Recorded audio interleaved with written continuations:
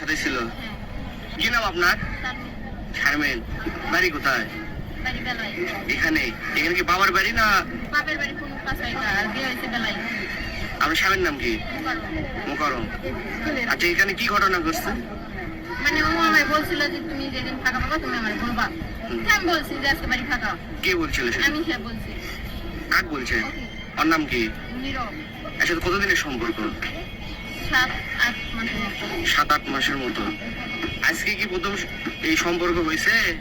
না, ফোনে ফোনে কথা হয়েছে, কোনোদিন সামনাসামনি দেখা হয়নি। কালকে রাতে ও আইছে আমার বাসায়। কালকে রাতে আসছে। সারা রাত কি আপনার সাথে ছিল? আচ্ছা, এর আগে কি কখনো শারীরিক সম্পর্ক হয়েছে? না, কোনোদিন দেখাই হয়। আজকে প্রথম। আজকে শারীরিক সম্পর্ক। ওর বাসা কোথায়? ওর বাসায় আমি একদিন যাইনি। তাহলে সোনাতলা থেকে অল্প একটু দূরে। তাহলে ফোনে আপনার সাথে সম্পর্ক। আপনার স্বামী কি করে? আমার স্বামী এই সংসারে কাজ করে আর 1.5 মাস হচ্ছে বিদেশ থাকে। কোন দেশে থাকে? মালদ্বীপ থাকে। আপনার ছেলে মেয়ে আছে, সন্তান? একটা মেয়ে। কতদিন হলে বিয়ে হয়েছে আপনার?